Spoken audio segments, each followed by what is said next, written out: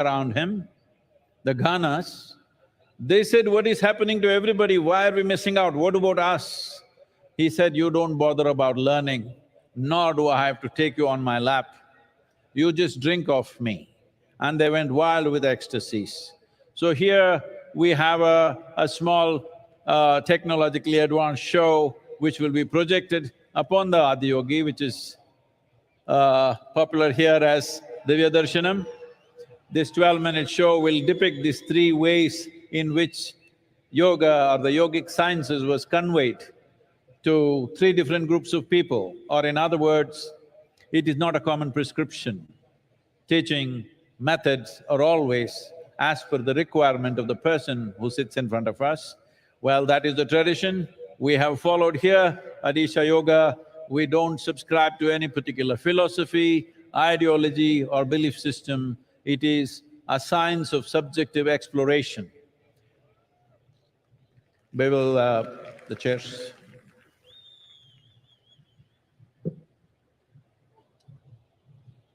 Hmm?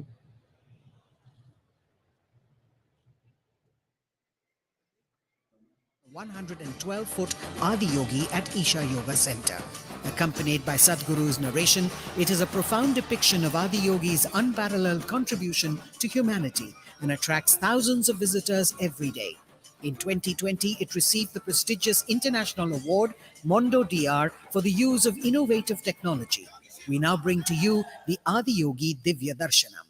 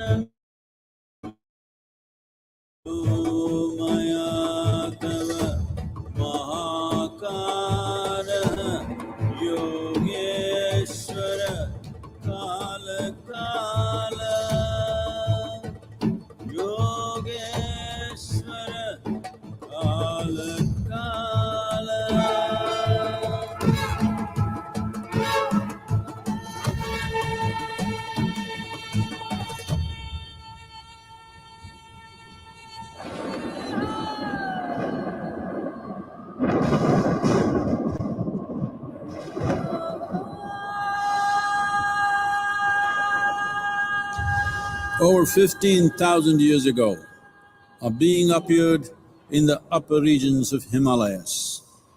No one knew who he was, where he came from. The origins of this spectacular being were unknown.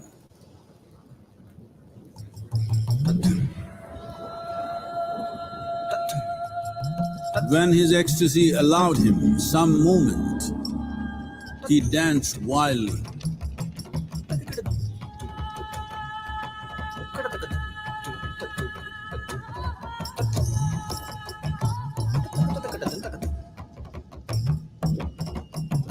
When intensity peaked, he became utterly still.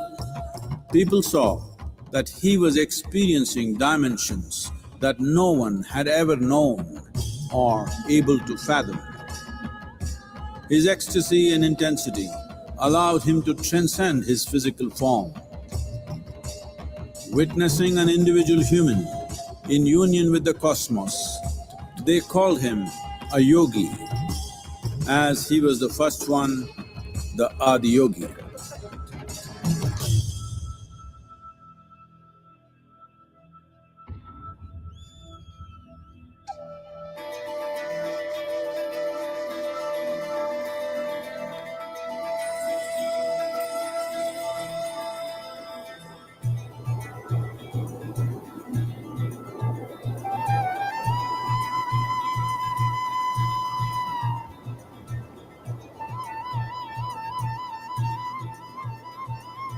When his stillness lasted for years on end, curious onlookers melted away.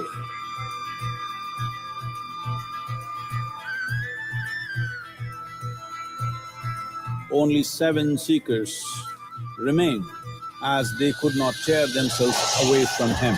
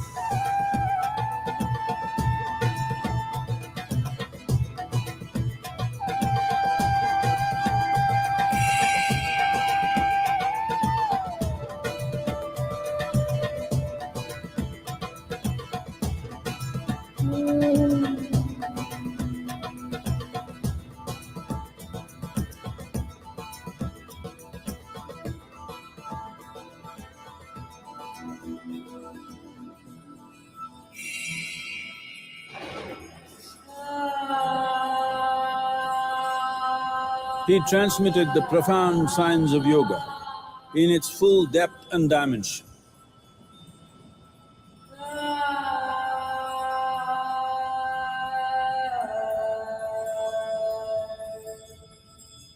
He expounded 112 methods of attainment, offering his disciples access to the deepest innards of creation.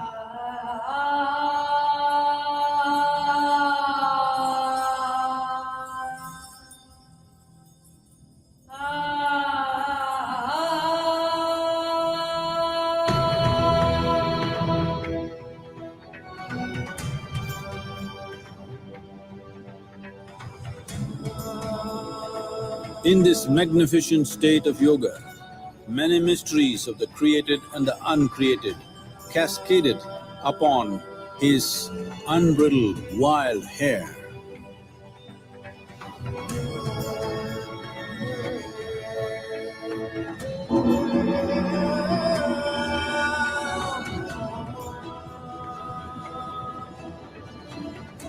It was a vision of the very core of the cosmos in all its profundity, and magnificence, a vision of the unfathomable mysteries of the universe, a most overwhelming vision the sages and Devi Parvati had ever witnessed.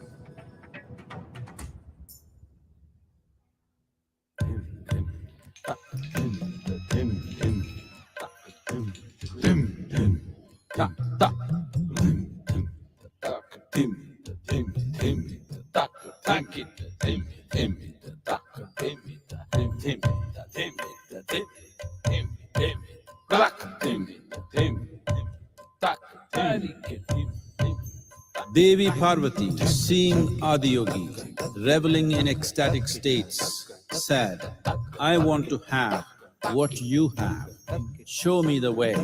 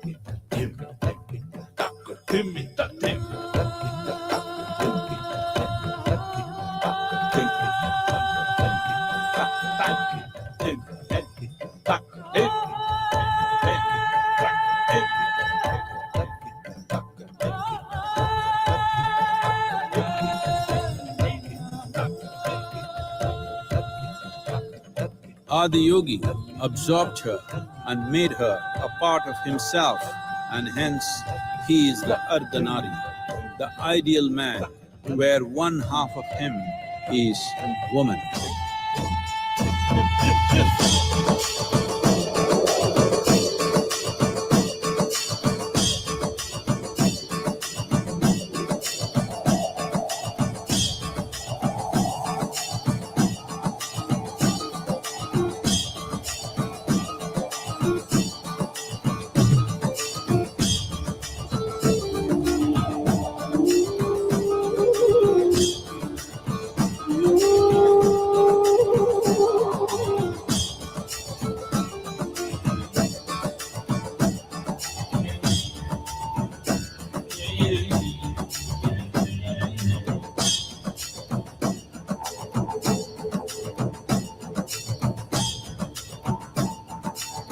Seeing the splendor of this magnificent union, Ghanas, his constant companions, asked, "What about us?" Adiyogi said, "Just drink of me," which drove them into intoxicated raptures.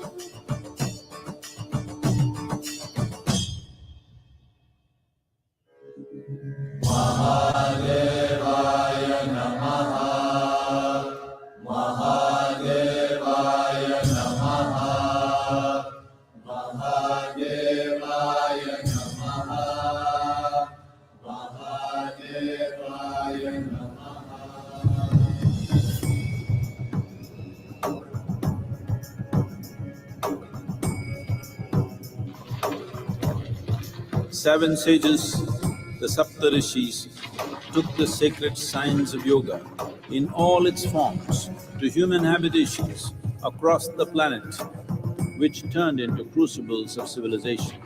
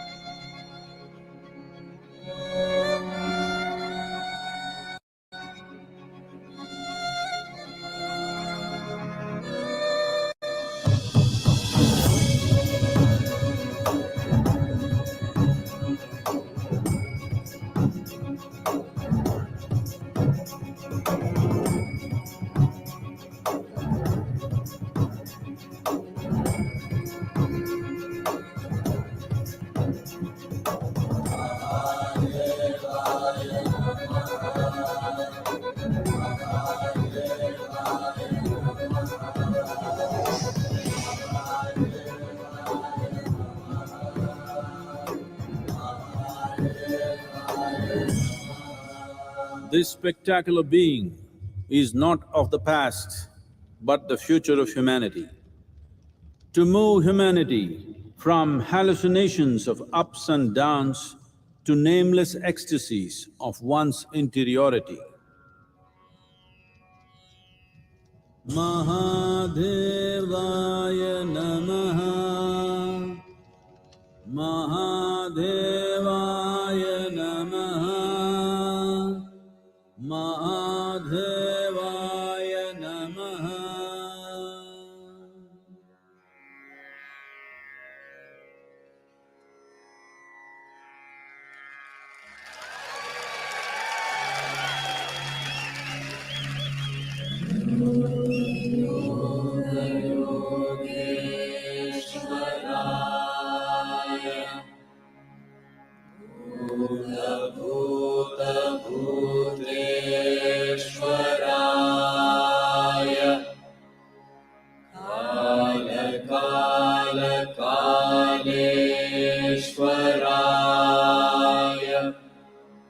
Shiva Shiva Sarveshwaraya Shambho Shambho Mahadevaya.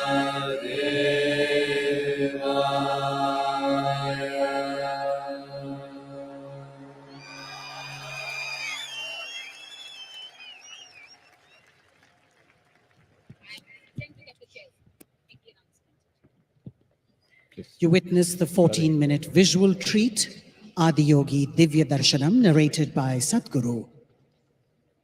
The unique and magnificent Adiyogi Divya Darshanam has won prestigious awards too. May I now request the Honorable President of India, Srimati Draupadi Murmu, to please address the gathering.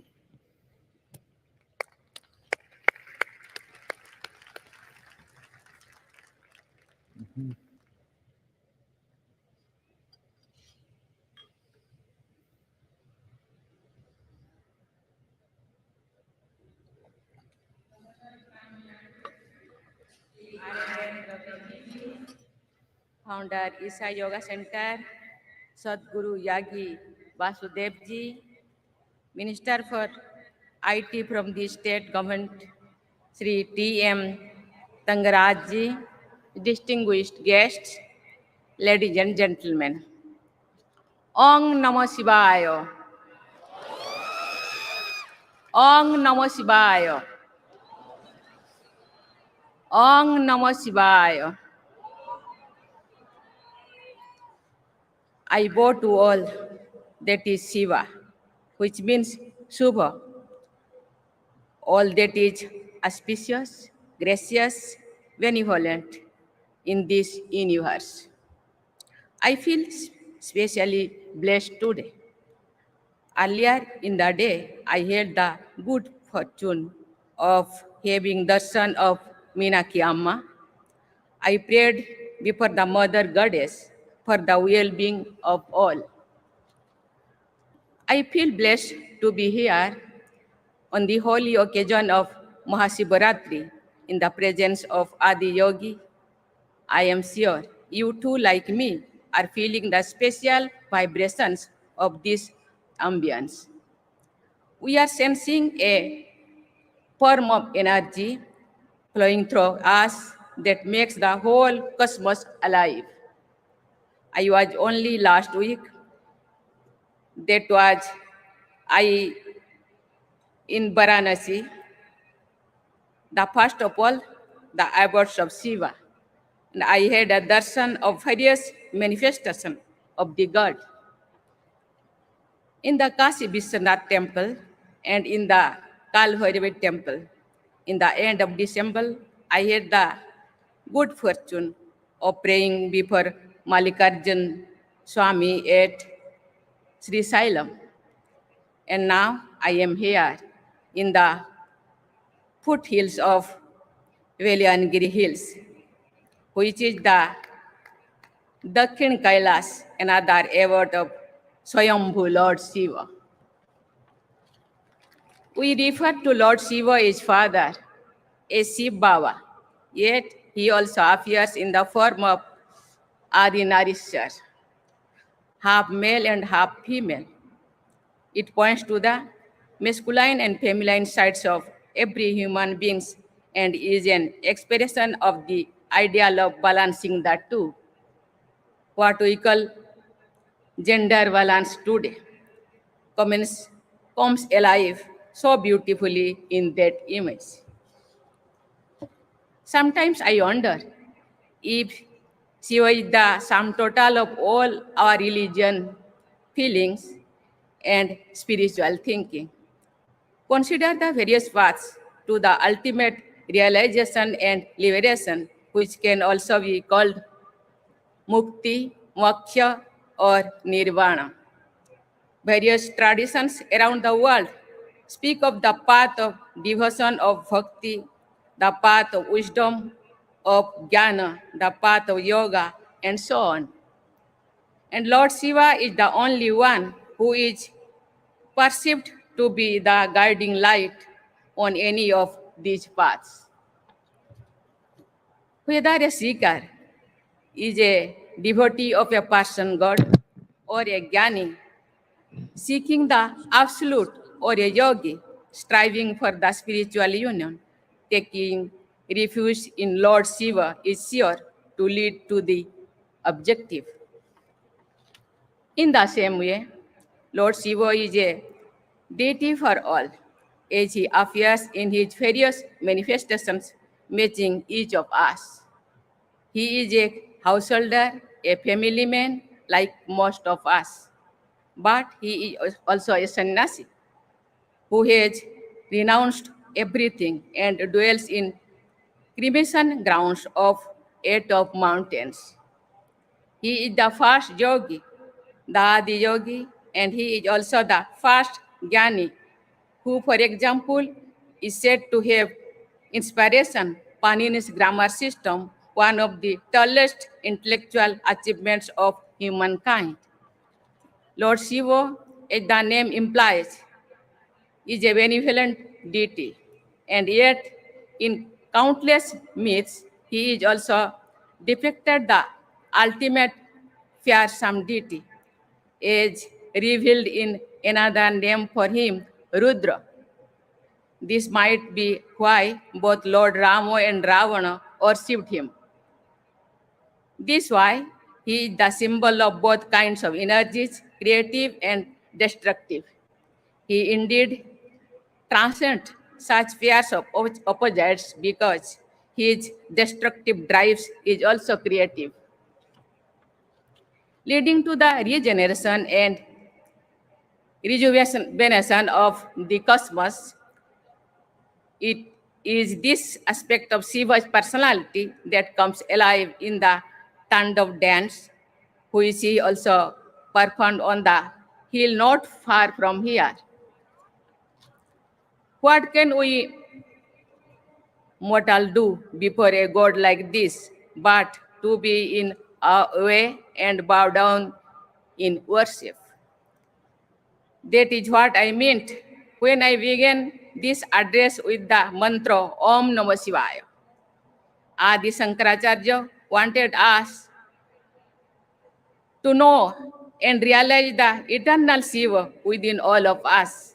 He says in his melodious Nirmala Sastakam, No me mutta sanka, no me jatir bhedo, pita neva, menevo mata no janma, no bandhur, no mitram, guruneva, sisyaha, chidananda rupam, sivaham, sivaham. It means I have no fear of death, no caste or creed. I have no father, no mother, for I was never born. I am not a relevant relatives, nor a friend, nor a teacher, or a student. I am the form of consciousness and bliss. I am the eternal Shiva. To the non-believers, all of this may sound like a matter of belief and myth. However, it is astounding that modern science has also begun to unravel some of the secrets of Shiva.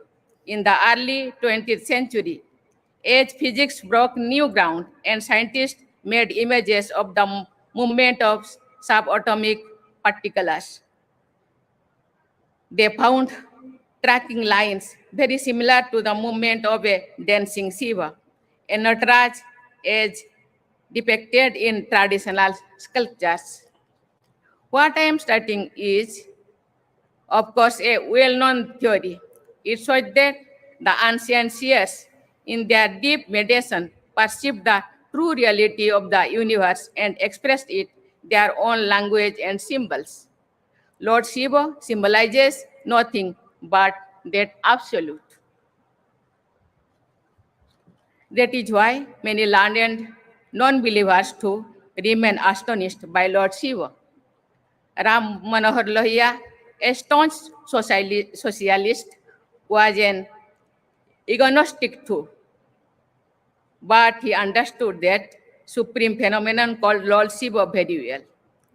In an essay titled Ram and Krishna and Shiva, he wrote in 1956, while Rama and Krishna led human lives, Shiva was without birth and is without end. Like God, he is infinite. But unlike God, his life consists of events in time and many landmarks, and he is therefore more non-dimensional than God. He is perhaps the only non-dimensional myth or concept known to men. There is certainly none other than that can reach him in this respect uncut.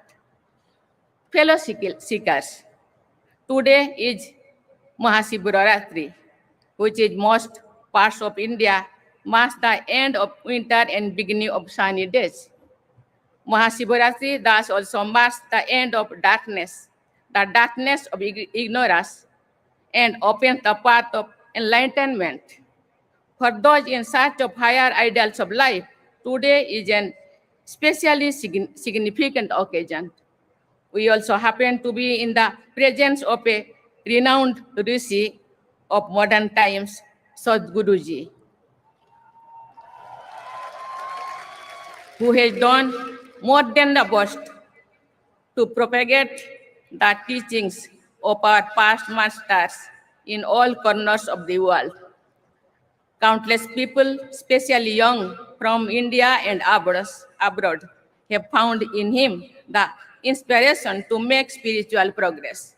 Moreover, Sadhguruji has been teaching us about our social responsibility too, through his words as well as action. Today, the world remains as torn in strife as ever, but it is also facing an unprecedented ecological crisis. The need for a balanced and compassionate life in harmony with Mother Nature and all its dear children was never felt so pressing as it does today. May this Mahashivaratri dispel darkness inside us and lead us all to more fulfilling and flourishing life. I wish we happy fun journey on this path, as this saying goes, Shivaste Panthano Hosantu. May the spiritual light of Mahashivaratri brighten our paths every single day in our lives. Thank you. Namaskar. Om Namah Shivaya. Jai Hind.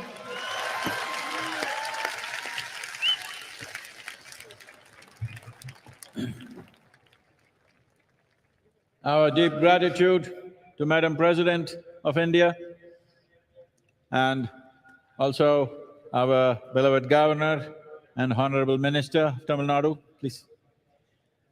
This is a day. This is not of belief.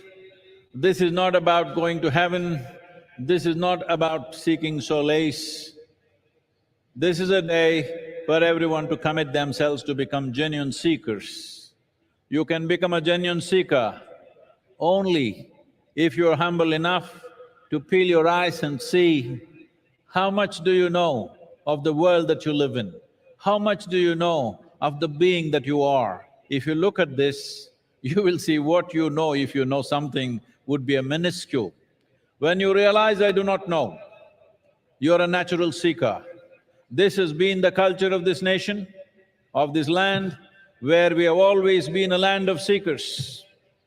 Though we are different kinds of people, every 50 kilometers you drive, we look different, dress different, eat different, speak different, but we have been one nation for thousands of years.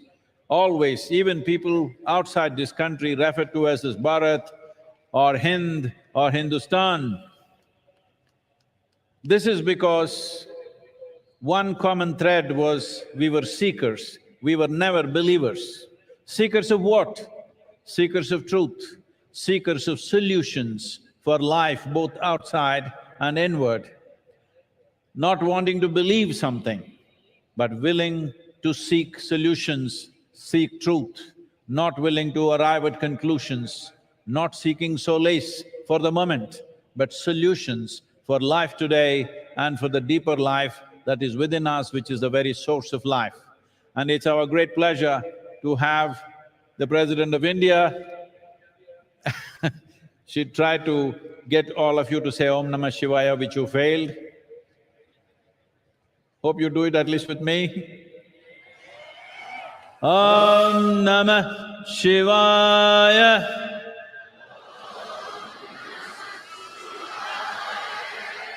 Om Namah Shivaya.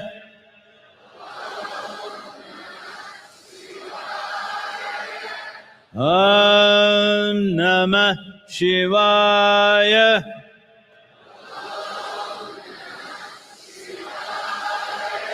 These 5 syllables of this mantra represent the 5 elements. Not only that, this is a fantastic geometry of sounds. If one learns to use this, it will unhinge you from all those things which keep you hanging in life. All those things that you're swinging from, it'll unhinge you from all that to go on a straight path towards inner development, towards a blissful existence, not of ups and downs, but always soaked in bliss, so that the process of life is never burdensome in your experience. Especially at a time like this, which Madam President also referred to, when the world is looking at situations where across the world, even the World Health Organization is talking about a mental health pandemic. It's manifesting in so many different ways. In the last 3 years, at least you learned the meaning of the word pandemic. That means in this crowd, if there are 100 people who got some problem, by tomorrow morning, everybody will have it. That is a pandemic. But we are talking about a mental health pandemic. That means if there are 100 people with some problem like that, in certain period of time, everybody will get it. That's what it means. Because subjectivity of human beings are very connected. We are not separate existence. So when at a time like this, instead of bringing sciences which will help to settle the subjectivity of a human being, we are moving towards alcohol and drugs and things like this. This is very important at a time like this Maha Yoga Yagna that our President lit today is very important, because in the next 24 months we are committed to bring a simple form of yoga at least to 2 billion people on the planet. This needs to happen for the well-being of humanity.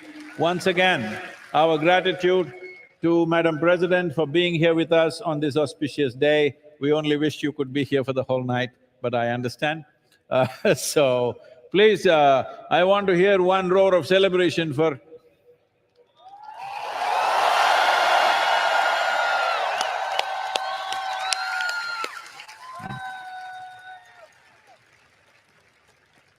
Ladies and gentlemen, please rise and remain standing now for the national anthem.